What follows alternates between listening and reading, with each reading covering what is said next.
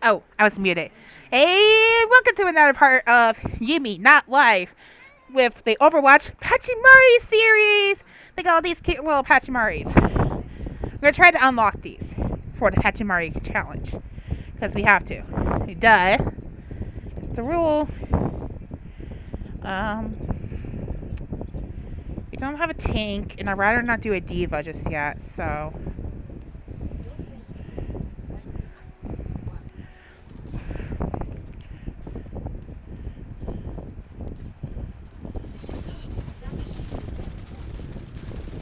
Got somebody.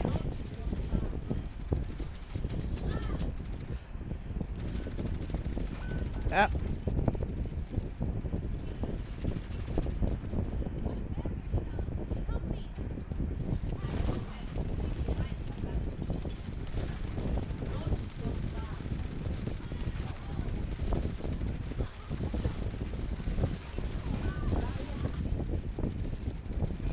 They might flank us.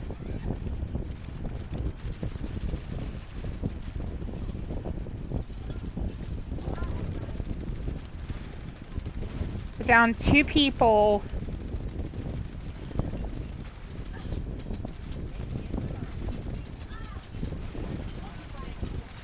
Ah, shoot. No, I need the healing. I'm dead. Do they have a mercy or something?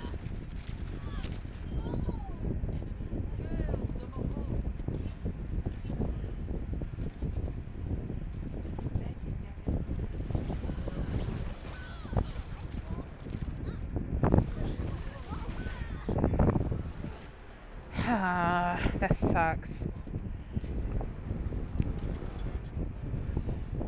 Could let the others choose their people.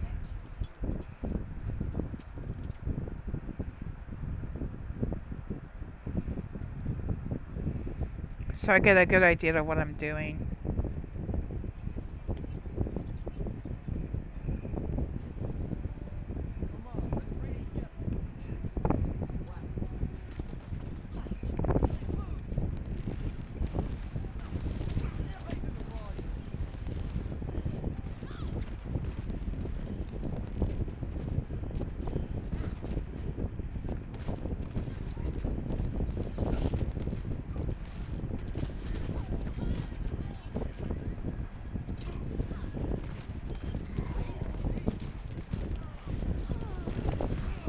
Took out the mercy. That's a good part. So if that mercy can come back the next round.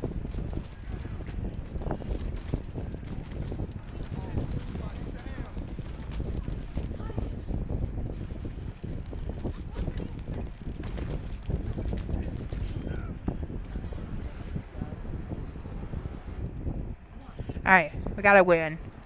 We'll have to worry about the mercy in the moment.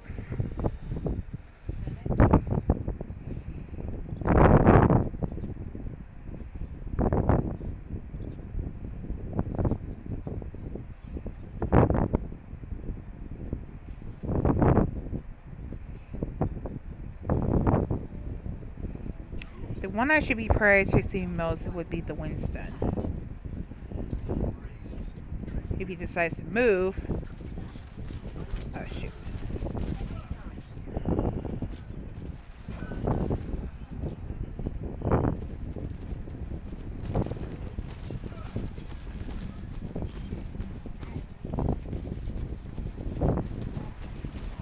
I knew it.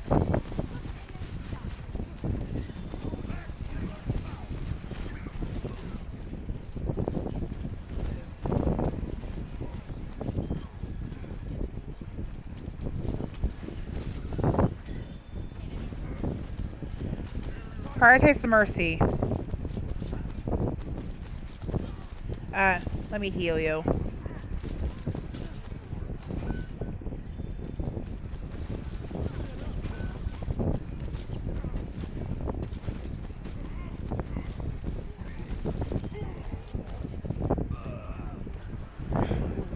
Alright. Last round should be a mercy. In terms of healing.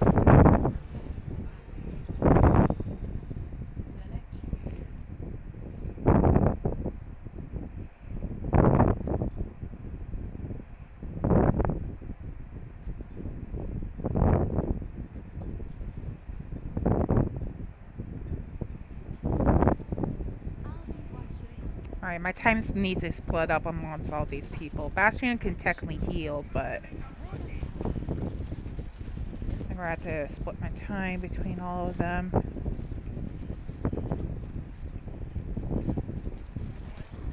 Ah, shoot.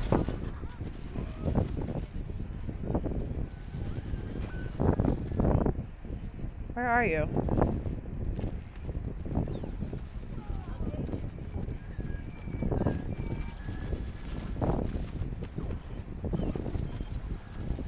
I don't... Where the hell did...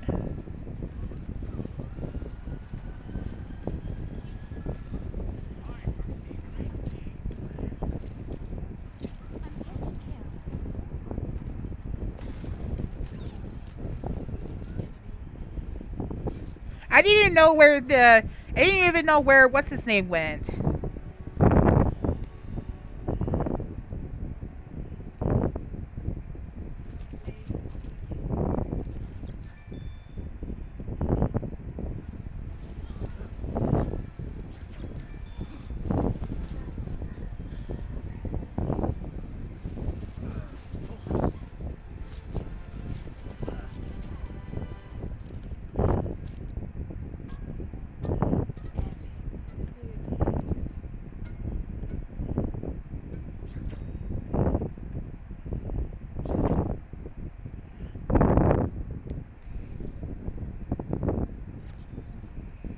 I only died once that round. I think they'd be doing better at on elimination than anything else.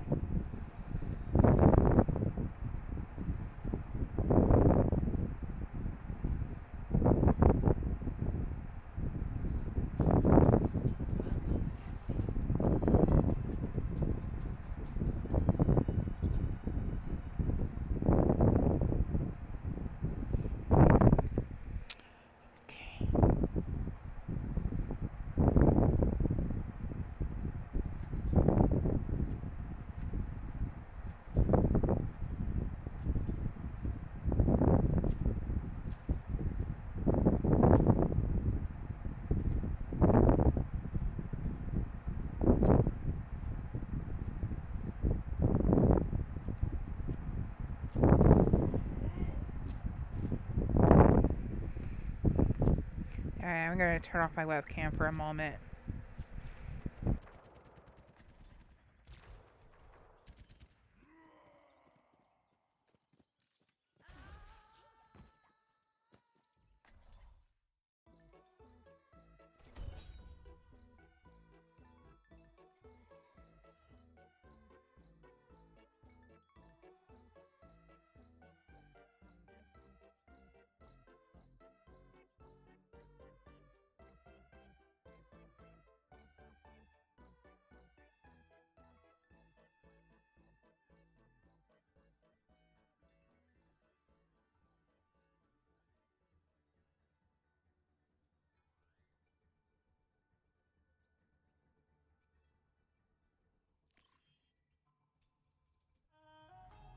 Welcome to Ayutthaya.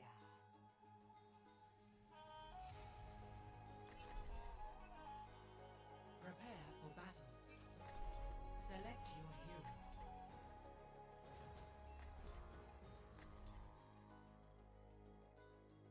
When I meant webcam, I thought I was turning off the webcam, not turn off the audio for webcam. You want to give me a strobe light effect? Because that's how you get people strobe light effects.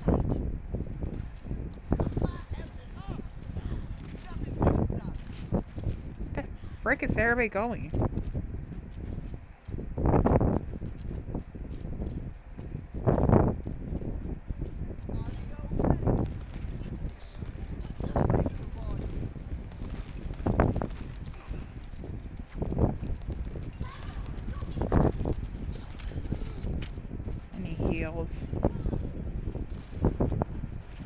I also need to be careful with the freaking Widowmaker.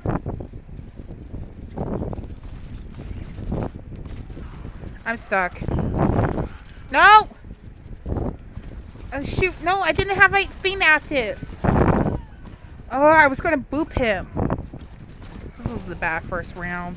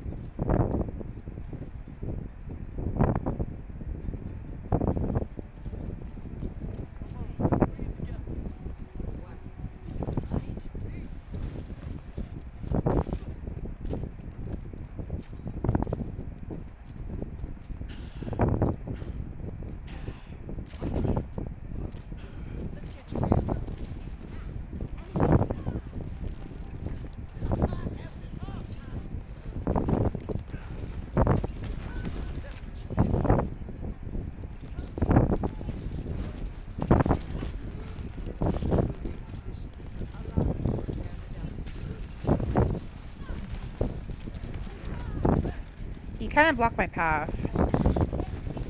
No, got it. Got it. Get out of the way. Booping Lucio. Can't scare you. Booping Lucio.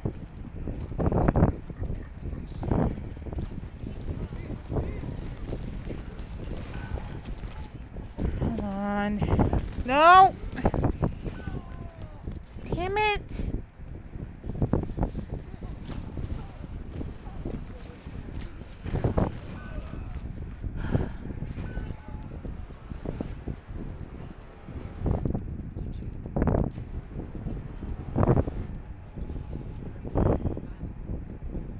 This freaking fights.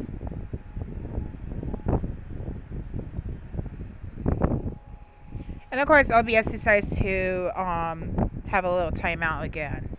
So you probably didn't catch a certain portion, but that this round is messing me up.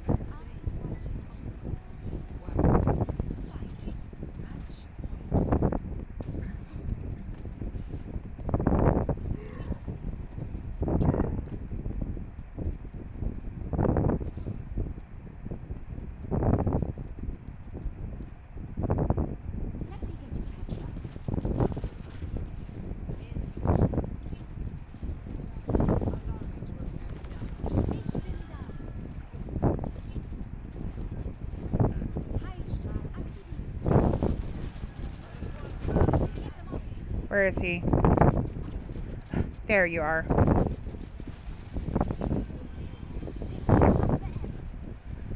Okay, gotta keep an eye on my people.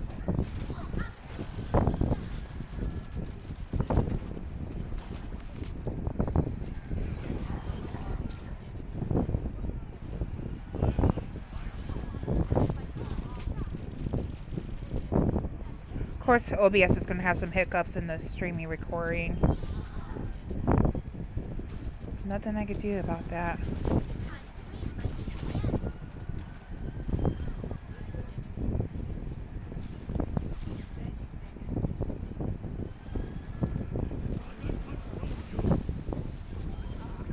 Oh, thank God.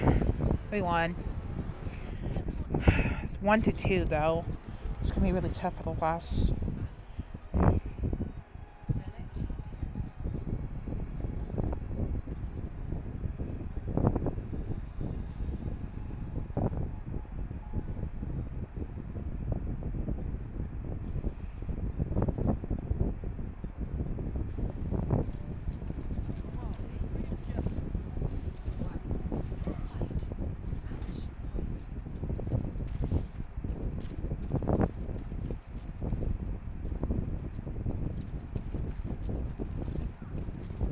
I'm not able to revive anybody.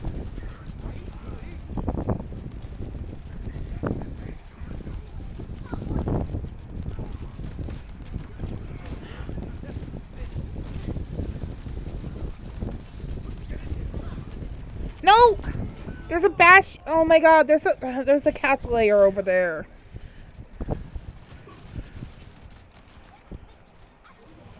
Go, Jason Voorhees. No! Oh, oh, oh.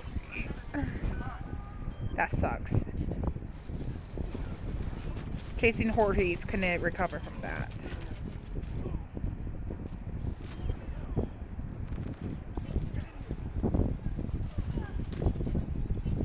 Oh, we can make a comeback.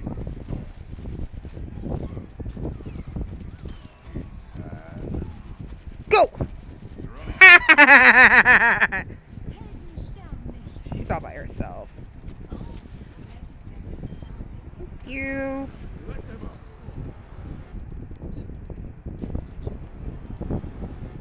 Okay.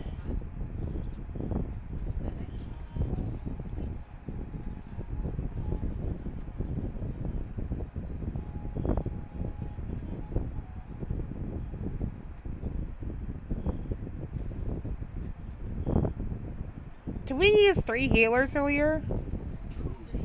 Who should I try to heal the most? Probably the diva.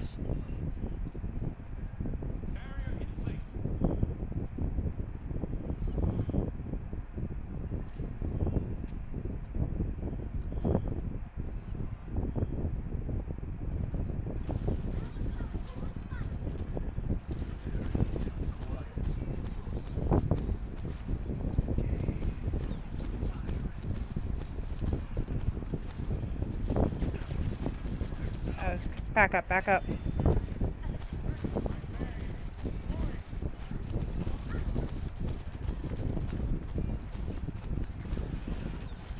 No, I'm dead.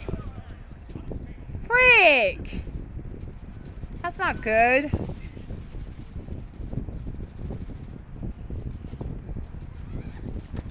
We lost both our healers.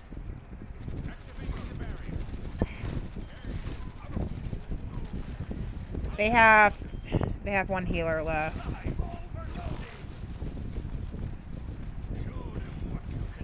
You have to take out the bastion. Come on. Take out the bastion.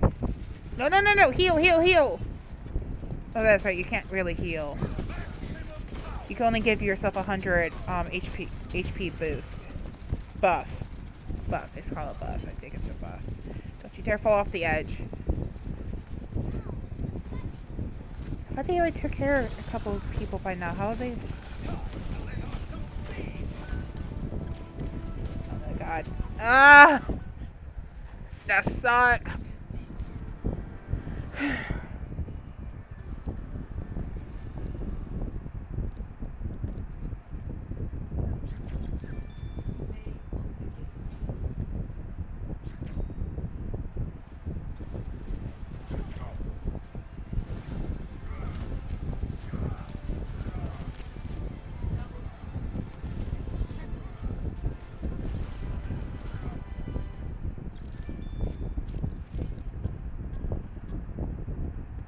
Well, that didn't suck as bad as I thought.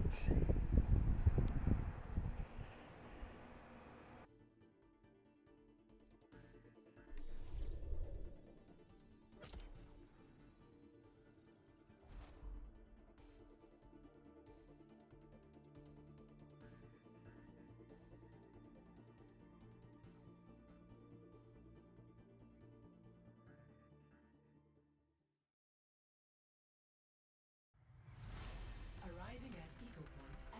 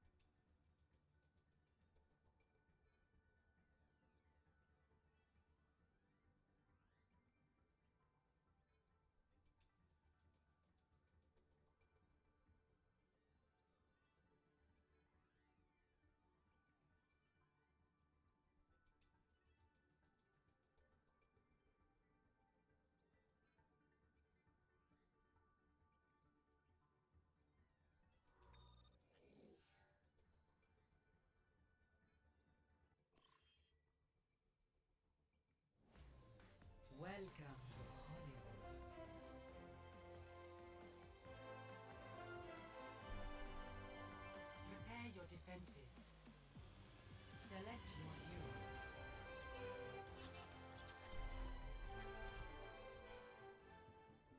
Alright. So that took longer than it should. Like I said, I'm not even sure if I was going to edit all this because I also wanted to keep it live. Because this is like Yumi Not live, but of course it's recorded, but of course it has some live streaming capabilities, but I kind of like wanted to use it as a little break or whatnot. And of course we have a special guest at our desk. Hello, Smoke. Of course you can't see him. He's kind of hidden. But the way the camera angle works, of course you can't see him.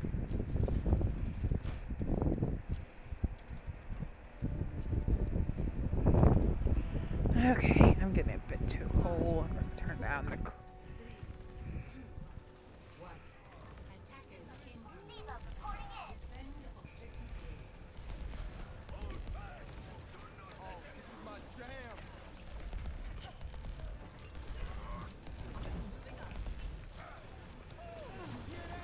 I really want to finish the weekly, this Pachimarchi event. I'm not even sure if I'll get around to the Switch. Probably do the Switch sometime later.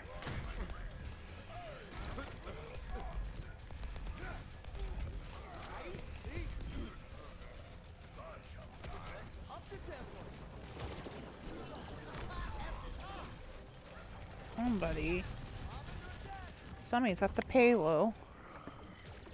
I gotta turn on my... I think it's my remote. Who left the game? Somebody on their team.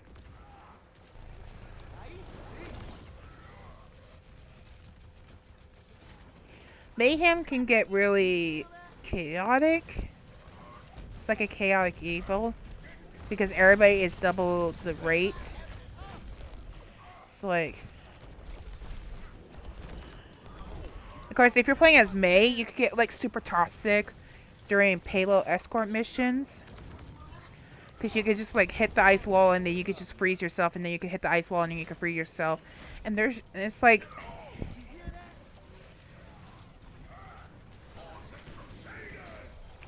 Oh, I forgot I had the... It feels like I'm doing nothing.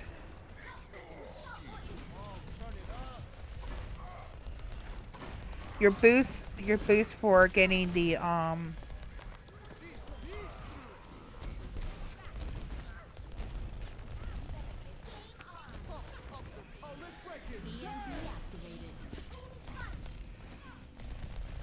course, by the time I released this video, it would already been the day after we did the Secret Garden musical. So I was just like, kind of like wondering if you guys have seen it. What do you guys think of it? What, baby? What? Oh god, I wish I never.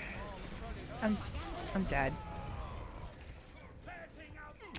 I had no way out.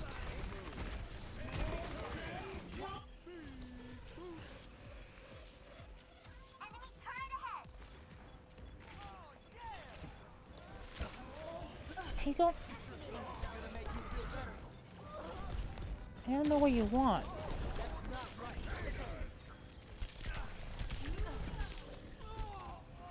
I don't know what you want, cat. I fed you.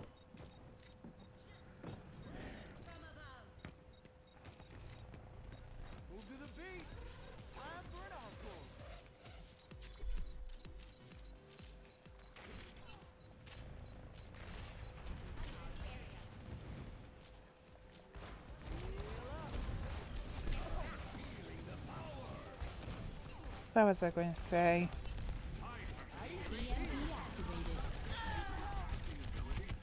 I was going to say, like, what do you guys think of it? If you haven't already seen it, I'm going to, like, post a link into...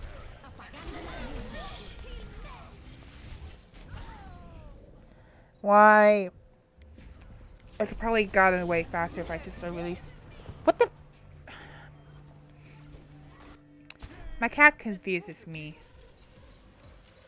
I legit never know what he wants.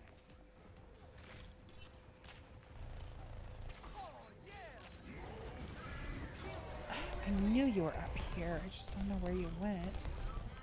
60 seconds remaining.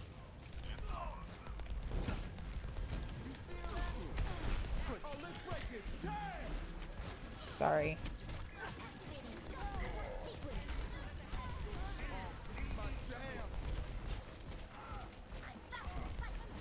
It was like a project that we've been doing for a couple months. I auditioned back in mid-December. Didn't get the script until almost late December during the Christmas holidays. It was after Christmas, but during the holidays.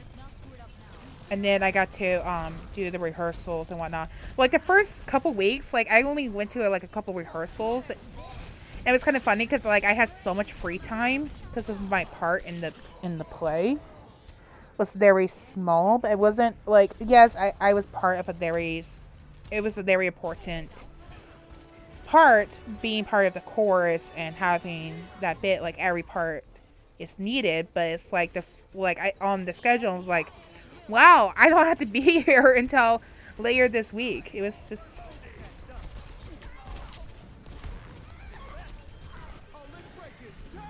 it was like one of those things. I have to look at the schedule again. I kept all the emails.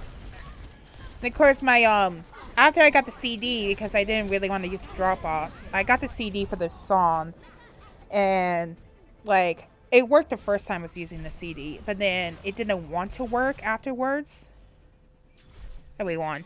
So like after the CD, it's like it didn't want to work on my computer anymore, and I was like, oh, that sucks now. Like I don't know what to do.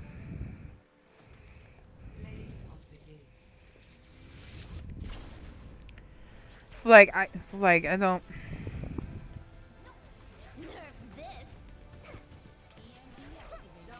So like I didn't know what to do, so then I had to create a whole new account just to get to the songs while I was in Arizona. So like in the recording, I'm in Arizona. Of course, I did all the rehearsals here back home. So in the musical, you're going to see like a little bit of the room. And then what they did for the recording, because obviously you can't have everybody recording at once. So they recorded us separately, and we were in our costumes. So like I was shown in my costumes, and then they record certain scenes. And for the song bit, like thank God they gave us thank goodness thank goodness that there were other people doing solos, because I couldn't remember this one piece of the song we were doing. And we were doing the song, and then next thing I know, I totally forgot the entire song, and I thought I had to sing the entire song. But it turns out they gave solos to some of the other people. Well, that was disappointing. So they gave songs to other people, and it was like, oh, but then you had to listen to the song at the same time you're on earpiece, and you had to sing it, and you had to wait for others, and it's just the recording was kind of. I don't know how they were able to do it. I guess recording is kind of complicated. Oh, I'm tired.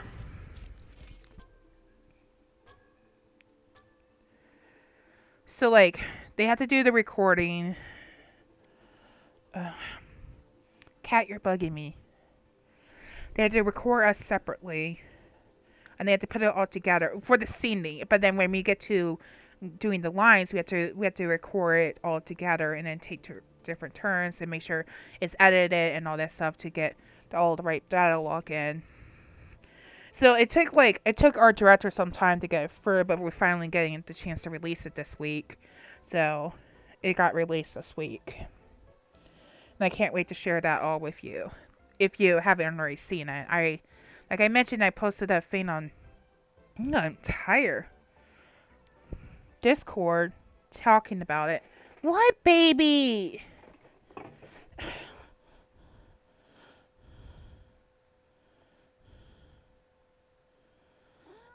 My name is Lucas. I am a spider.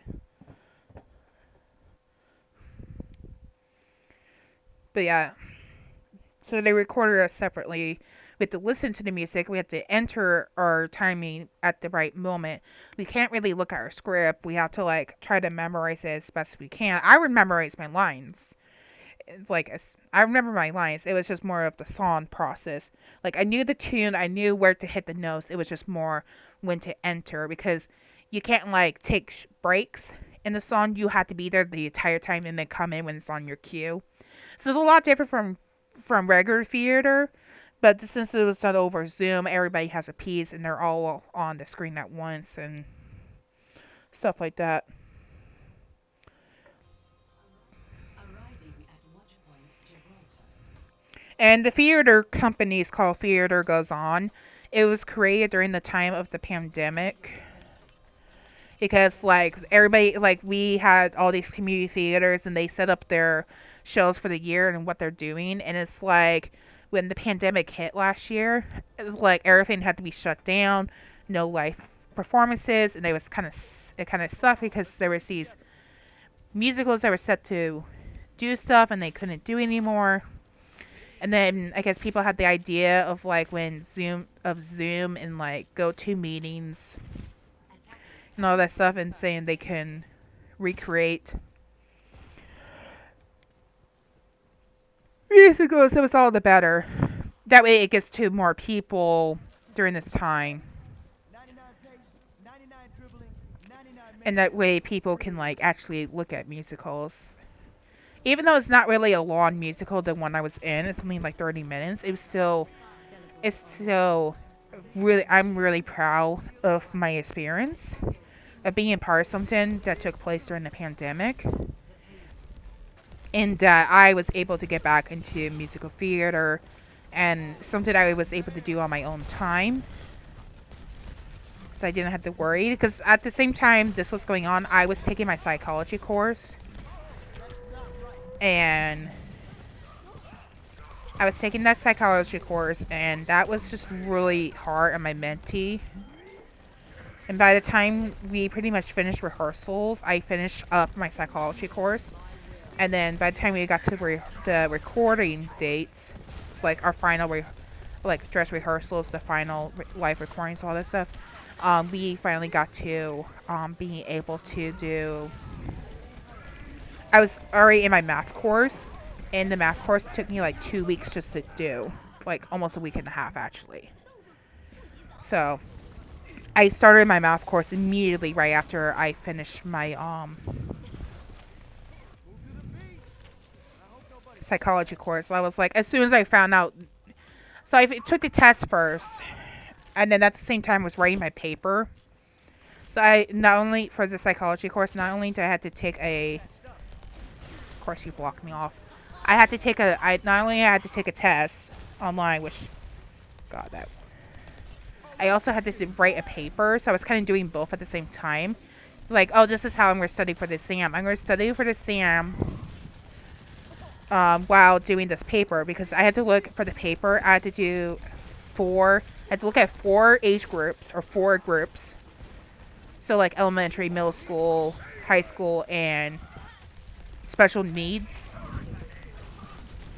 And I had to look at the videos and then write my own consumption and then bring it all back into the topic of like psychology and how I would incorporate that into my teaching, because it's not just psychology, it's actually psychology into teaching and learning from the mindset and whatnot. So once I found out news, I officially passed the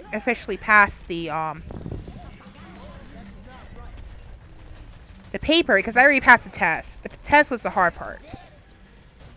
Like, I barely passed that test. Thank God that I studied as much as I did, because one of the subject areas I got exemplary, and the other 2 were like not ideal, but it was still better than nothing. But I still passed. I mean, it's not my greatest work. Psychology is really hard on people. You have to have the mental for it, because when you're talking about difficult subjects that take place in the school settings, of course it's going to be difficult. So, and then we get to the paper. I'm waiting for the paper. I had to revise the paper because I understand that the first time around wasn't my best work. I thought it was good enough that it could be improved on. And then, of course, I understand because they're there to help you. It's like they want you to pass your course. They're not going to give you a failing grade. You pass it when you finish the course. When you pass the course, they're obviously not going to like hold you back or make you fail a course, because that's not what they want you to do. They want you to know the subject matter. So taking the so when did the paper, I had to revise it, and thank goodness to give notes, because that gave me a better idea of where to improve on. So I improved on it, and it was a lot better that second time around. And it was only 2 areas I had to improve it on, and thank goodness, because it was like I would mention one group of kids, but then it didn't sound right because I didn't support my argument. I didn't support my argument that well, so then I had to go back and to like rewrite the argument I was making.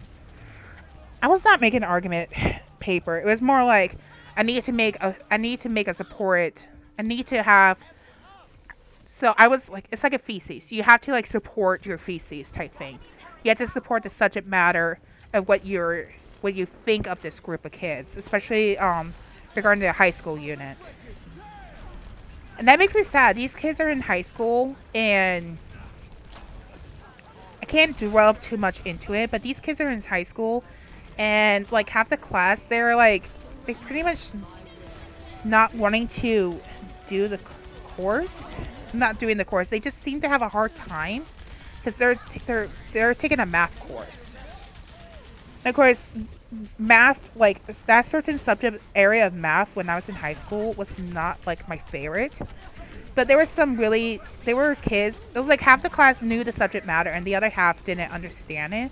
And then of course you have your English language learner, and then you have a kid who's just entered the 9th grade, and he already is so advanced for his age level that he pretty much know it. And of course you have a senior who already took it but wants to retake it, so he has a better understanding of the course.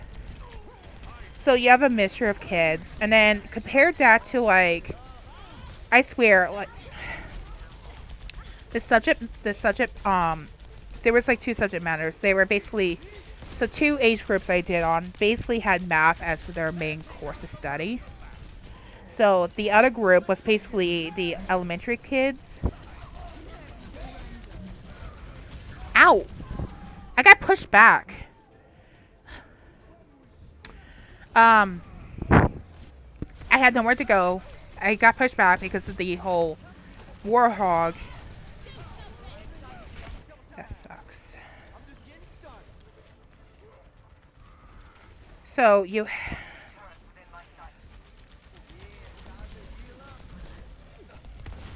And it's just like, it's different experiences. Like as you look at different groups, not all schools are exactly the same. So while the elementary school kids seem to be getting the concept,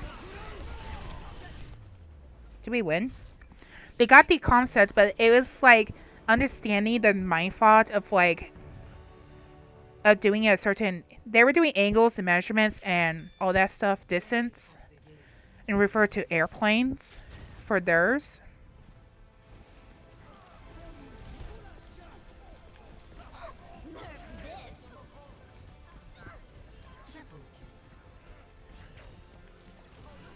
So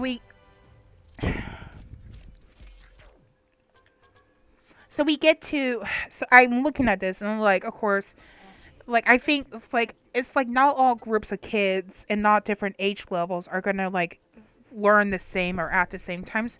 You may have kids who understand the source material, but then you have another group of kids who are not going to understand the source material, and that's what you need to go back into.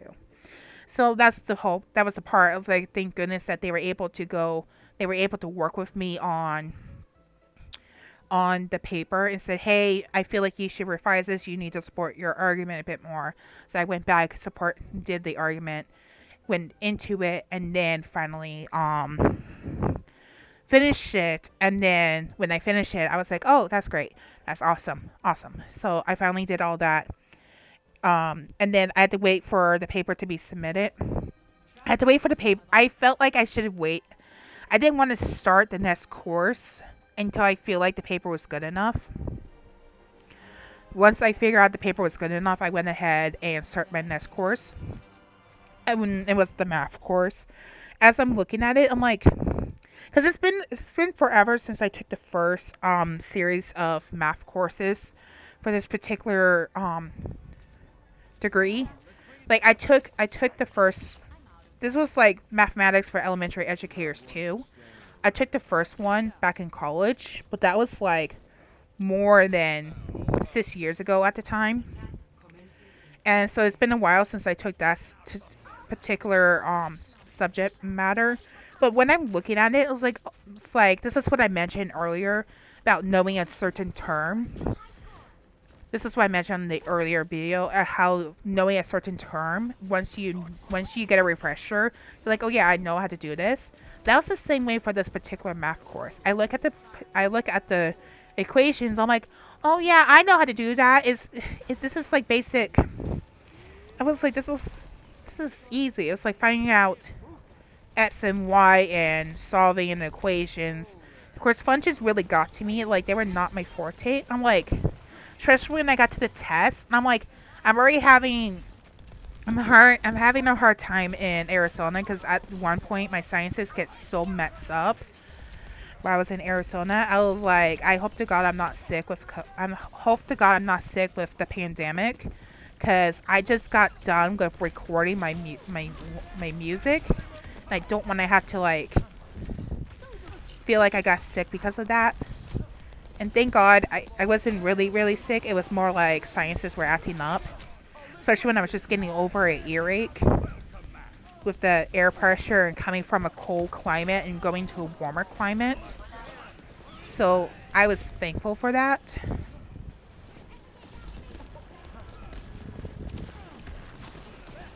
I don't get it. She's way back here. I don't know why.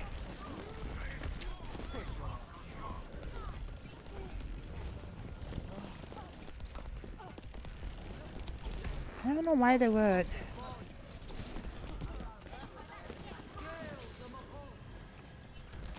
Oh, my nose is really itchy.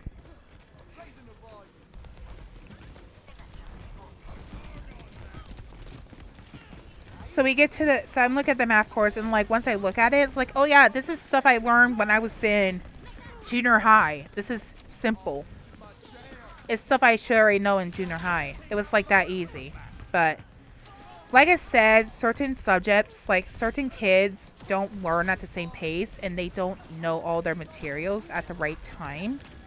So like there will be a kid who is already taking trigonometry, and there will be another kid the same age who needs to take algebra 2.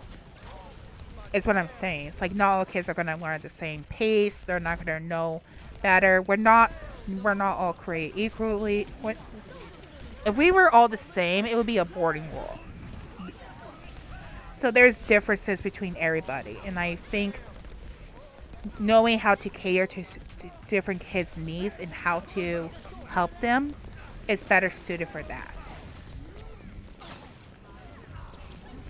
So I was like, of course, now I'm on to American politics in the U.S. Constitution, which basically talks about dives really deep into like how the framers of the Constitution created the Constitution and how they set up our government and the different terms refer to the government. Like it's not just American politics. At first it talks about the different types of government, especially like the King and Parliament and the British that the colonies came from. Because they came from the British, and they came to the States to form their colony, and of course they didn't want to be subject to the tyranny of the king at the time, King George. So they didn't want to be subject to that. So it's basically getting into the mindset of like how they can create a government that will suit them. So they created that. Of course, they first created the Articles of Confederation. We're talking about early days. It's like originally the government was called a confederacy or confederation, that type of government. I'm not gonna dwell too much into it because it's like very difficult for me to explain. Like I understand the source materials.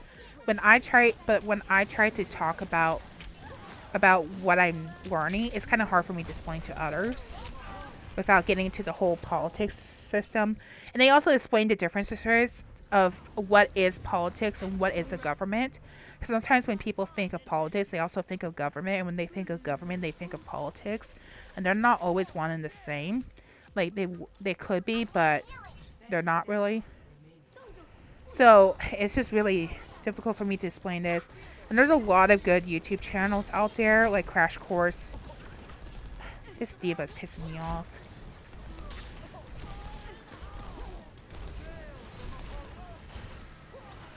Of course, we're losing terribly because I'm not thinking straight.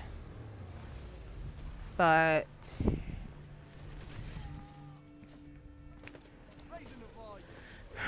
it's like hard. It's like Crash Course on history, Esther Bits, those type of people, and some of them are a correlation with PBS, which is a public broadcasting system that requires which is all made by viewers that support the channel. You all know about public PBS, especially like early cartoon days. I mean, people couldn't really. Diva, it's not my fault.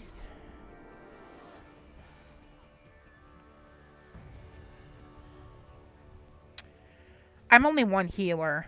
I don't understand the mindset of these people.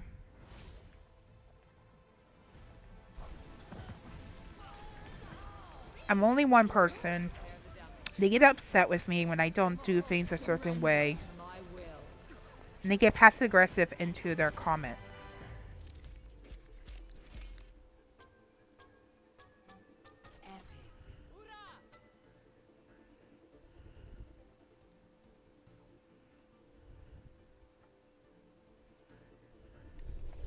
Anyhow. So this course is basically trying to explain how and why the Constitution the way it is and what it's required, and especially the branches of government for the United States. And it's not as difficult as the psychology course, but it's really tedious in a way. Because sometimes they repeat themselves and explain things over in a certain sense. So, the best way to describe this is basically civics for adults. That's the only way I could describe this type of course. It's basically called civics. And if you don't know what civics is, it was just one of those courses you have to take when you're like high school. I had to, maybe for not the older generation, but maybe for the younger generation, it's one of those courses. But it's definitely something that was implemented when I was in high school, and I had to take it when I was in 10th grade. So this is back in 2008. So this is a little over 12 years ago.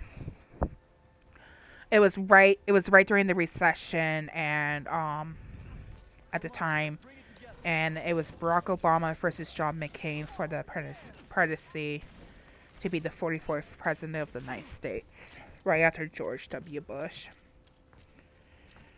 So, of course, it's one of those courses I had to take when I was in high school in order to graduate.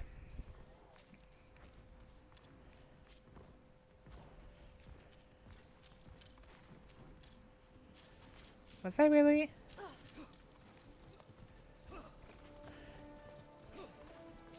I'm trying to.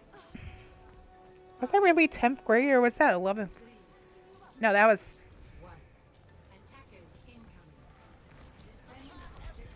I was in 10th grade. Yeah, I know that for sure. 10th grade was like 2007 to 2008. But we were just discussing about the privacy because people can say, oh, I'm running for president like a year and a half in advance. Pretty much. Did he just grab me again? I don't have the greatest mindset. Anyhow, I just remember taking it when I was in 10th grade.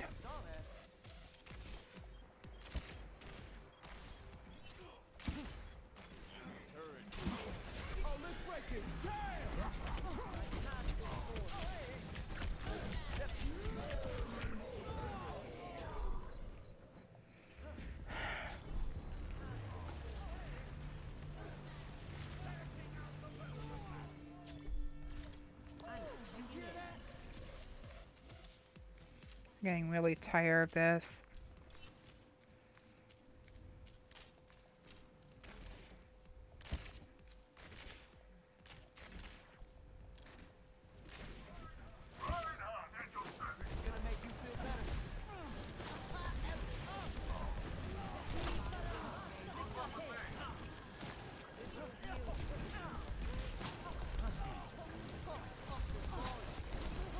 I was about to say, how is she able to release 2 balls of energy at once? And I remember this is basically mayhem. Everything's double the pace.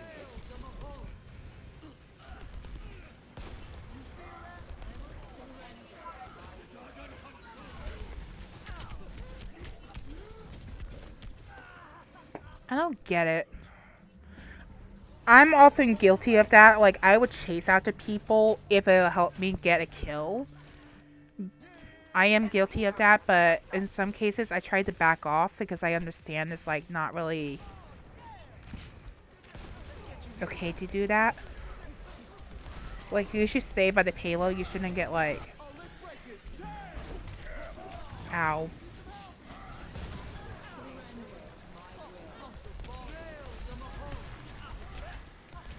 I'm about ready to pull in May and just be toxic as I can. And just hit the whole...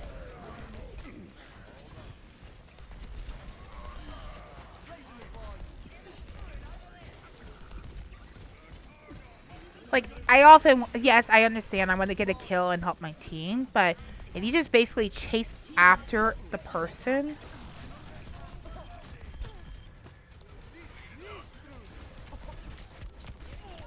then that makes no sense, because sometimes that could cost your team the...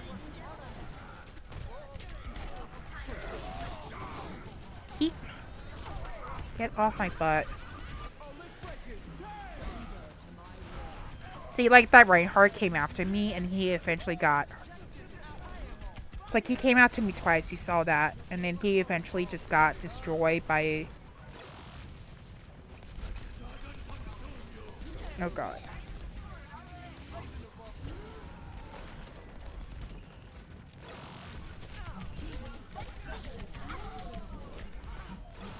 Normally, if this was regular, I would have been done for by now by Diva's mech bomb.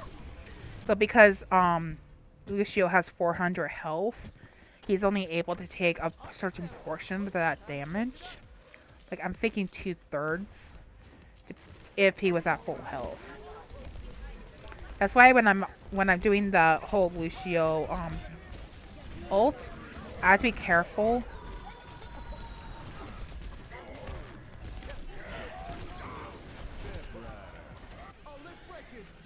I really don't understand people that chase after people. You should, like, often try to stay by your payload or, like, try to back off. That's, like, not helping your team.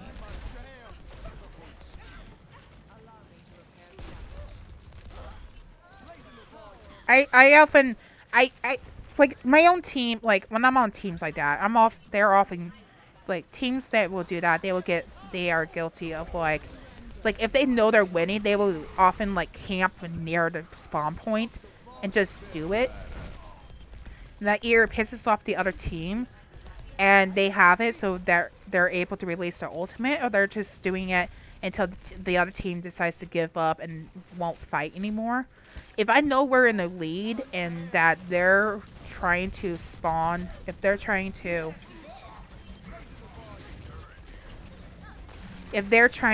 do that, and I know we're in the lead, and we should have no problems winning, I will back off. I will heal from a distance, but I won't be involved in actively fighting. Because I feel like, in cases of Overwatch, that you should give space. to the other team. Like, you shouldn't try to spawn. Like, spawn near the point. I noticed this when I was playing Splatoon 2. And it's what kind of made a certain, this one person I know, it kind of made them angry that the other team that will get very close to the spawn point for this, for the team they're on. And they would just basically camp near the point, and effectively made it they will render it like useless for the other team to make any progress to do anything, and that's like a little passive aggressive.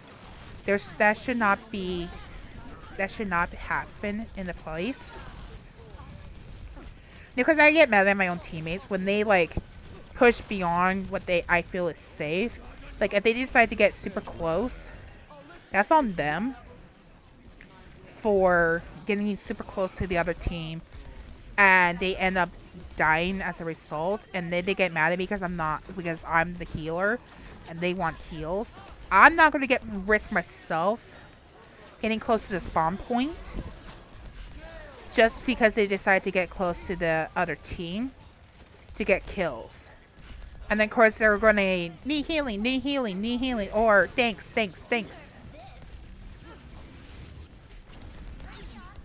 That diva's not having a fun time just trying to do mech bombs. I feel like the McCree is going to get the play of the game. But it's just like, I have to be careful, especially when I'm a healer. I have to be careful where I try to heal people from, because the goal as a healer is to try to support your team and heal them. But there would be times where you have to get deep into the territory, and if you're not careful, the other team wants to take you out. And the goal of the other team is to try to render this healer useless, so that way they can eventually win. And this is especially true when we were playing elimination earlier, 6 versus 6. Their goal is to try to stop the healer. That way the other team eventually collapses because they don't have healing support. Obviously the DPS, some of them are able to heal on their own, like Mei, sometimes Symmetra, depending on how much has been taken away from her health. What else was I thinking? Reaper can technically heal as long as he's effectively hitting them, and he earns back his HP when he uses his guns to take back their health, like a Reaper would do, like a vampire in a sense.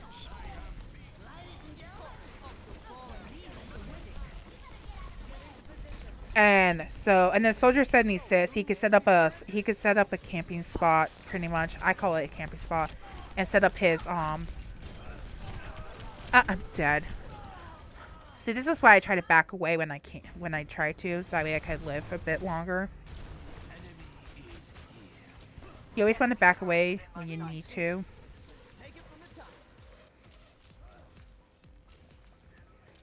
Live to fight another day.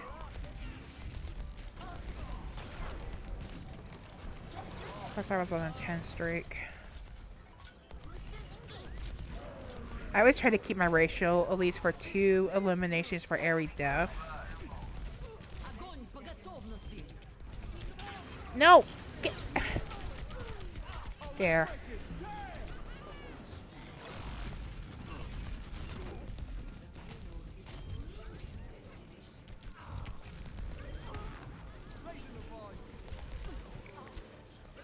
I'm on fire.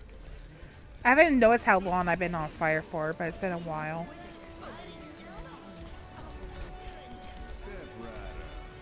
I know we won.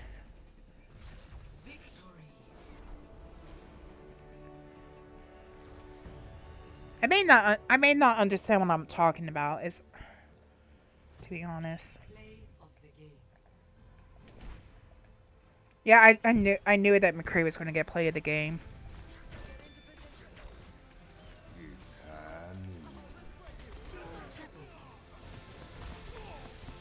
But it's like, I hate the passive aggressive that comes with this game. I provided 39 sound barriers.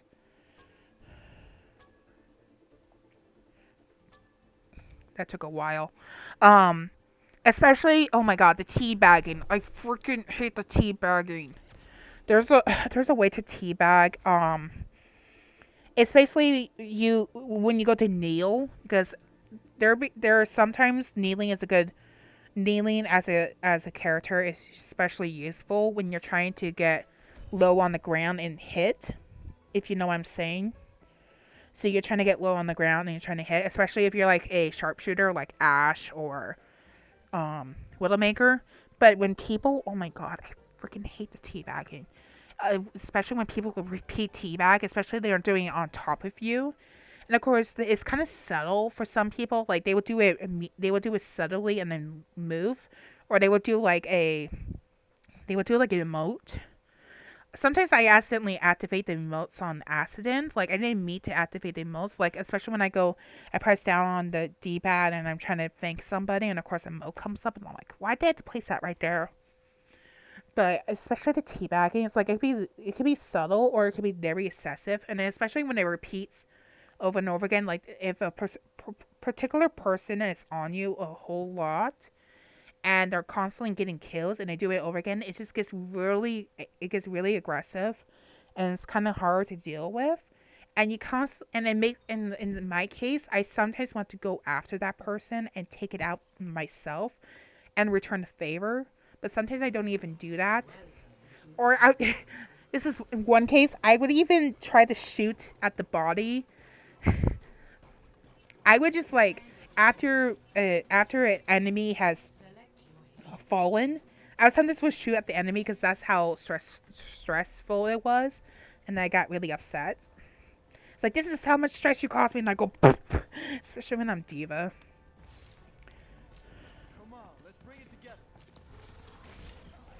But when I'm on arcade mode, I try to be the healer or support. Because, like I said, not a whole lot of people tend to take up support. And I think, like, tanks are kind of like DPS. A lot of people want to be DPS.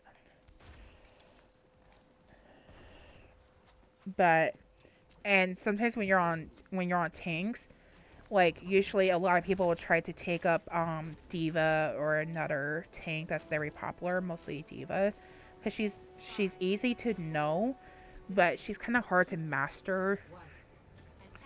It's like it's easy to control her. Like all you do is like you hit the button, you press this, you like do that. Of course I'm playing Lucio, so it doesn't make sense, but they're pretty much the same controls. Or you like hit your thing and whatnot. But once you pretty much understand how to do Diva effectively, then... And that's why sometimes when I'm playing as Diva, like I made the mistake of actually going after people when I should easily have back off. Because if they could isolate you, you're like they're one step closer to actually finish you off because of that. But sometimes when you're actually when you're not in your mech form, it's easy to like reboost your... Why are you running away from me? It's easy to reboost and get what you need it.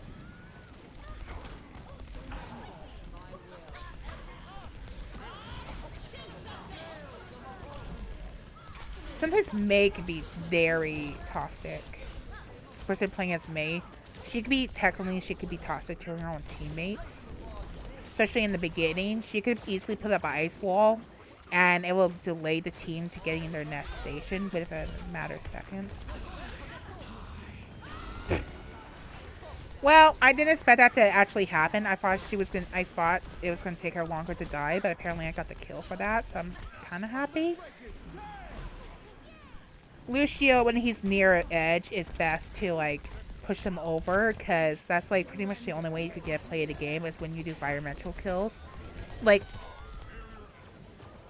Overwatch I think Overwatch kind of has a ranking what they particular determine the best play of the game. So like if you do kills without the ultimate, that's like bad. That's like really good. But if you do like kills that involve environmental, like pushing them over the edge, it's even better. And then of course, like you have your ultimate, and it takes out several people. That's gonna do. That's gonna do good. I never seen a person take out 6 people at once. Usually it's the combination of 2 or more people doing a team kill. But it's kind of rare to see all 6 people go down. But like, I think once... I'm trying to think here. I think once... there's been times where you're able to get at least a 5 kill and then at once with the ultimate, but then you're going after the last remaining team member, and that gives you a team kill. But usually, in my case, I usually get the most I'm able to get is a 5, and then somebody else helps me get the last one, or I get 3 and another person gets 3 with their ultimates. It's a combination of ultimates going off at once. And then of course you have to be worried that the other team is also going to have ultimates going off for them as well. Because once they get back to their spawn point, they're coordinating to each other, and they tell each other, yes, I got an ultimate ready. I got an ultimate ready. I got ultimate. So then you have like 3 or 4 people saying I have ultimates ready, and they're gonna go off one by one. This is based off what I figure on playing. Another character I really think is kind of like, I'm not a huge Bastion fan, to be honest. I think it's really troubling when somebody gets Bastion, and like, I've seen this a lot, but a lot of the play of the games I see are for Bastion. All he does is sit there. Of course I was gonna die. He just sits there and just shoots at people. I understand that. I think this is what I mentioned by ranking, about the ranking system of what of Overwatch determines to be what considers a really good play of the game. And Bastion just sitting there shooting at people without using an ultimate is good on their end. And that's what I think is happening. Obviously, there's other ways. I almost pushed him off the edge.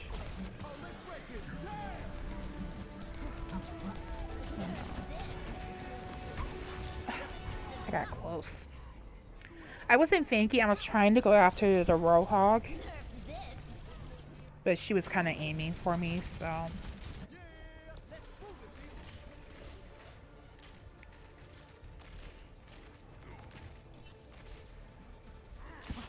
Is this why technically Overwatch records all their videos?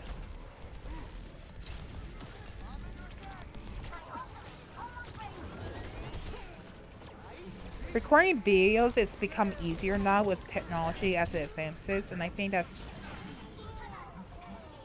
I walk right into that.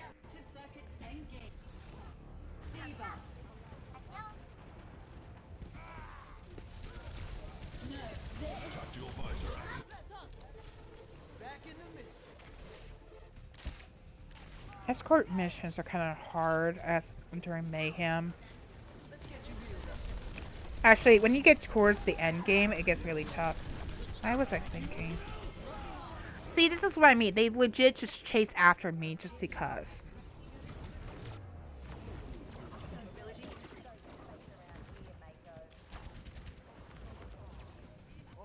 I get it. I shouldn't have gone after. I should have just let them through.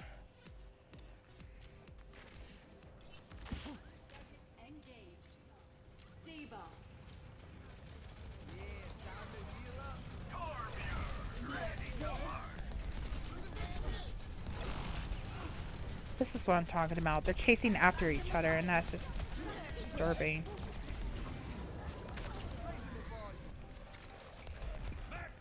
That was just stupid, to be honest.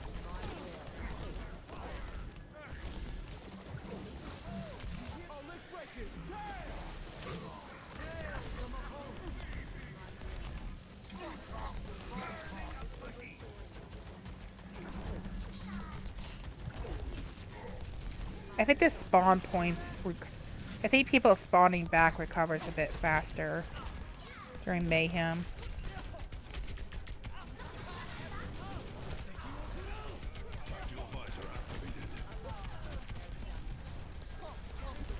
I was once playing as Diva, and this particular console made the unfortunate mistake of always trying to fire his ultimate like near me, and so like the only thing I knew is that would effectively got rid of his ultimate was basically doing the absorb. I call it the absorb. I'm not sure that's the technical term.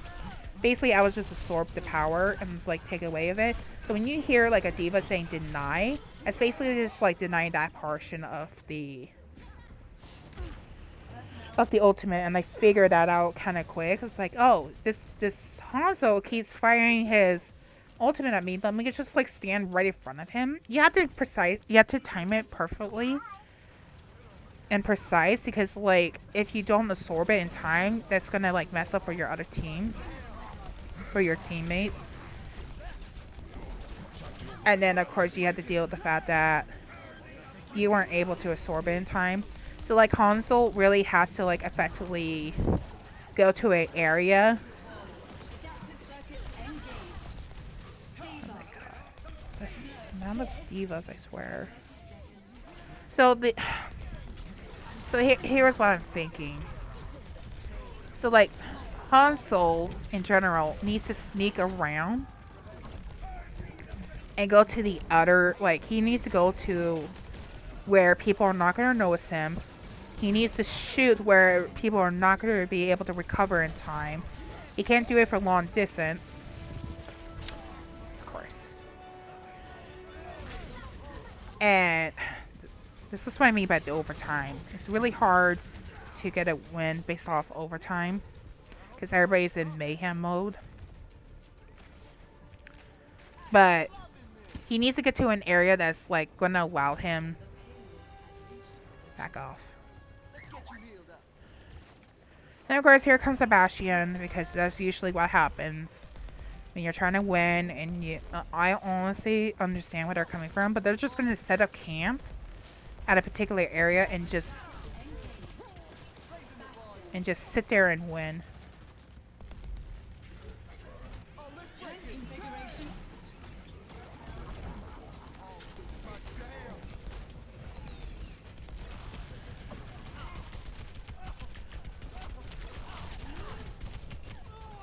See, this is what I mean by diva and chasing after people. So he has to sneak around. Do we still have a Hanzo? They technically do. Do we have a Hanzo? No. So he has to sneak around and fire from behind, and that usually will get him play the game points. Especially for like, especially for technique.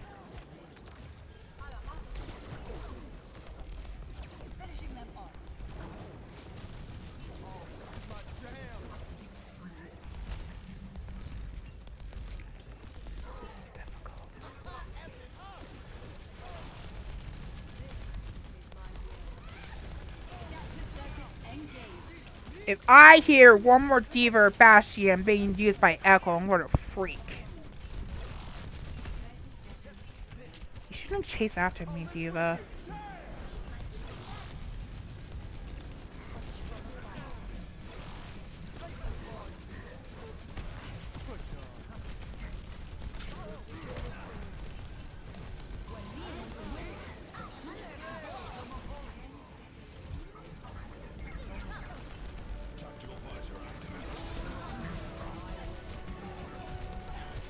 You really chase after me for that?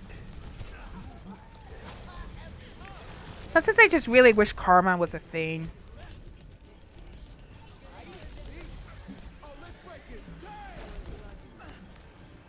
Okay, Winston, Rohog.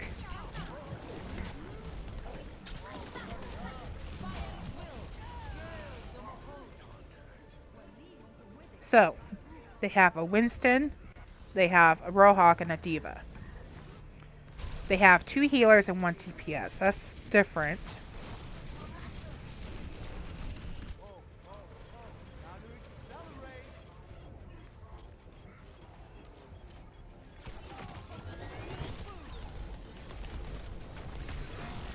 They're gonna go after Bastion.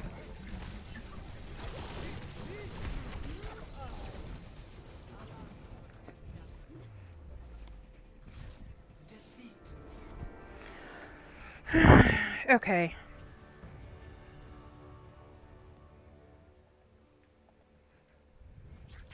Play of the game. Nerf this! Double Alright, I'm gonna end the recording. Catch you around the next time. Bye.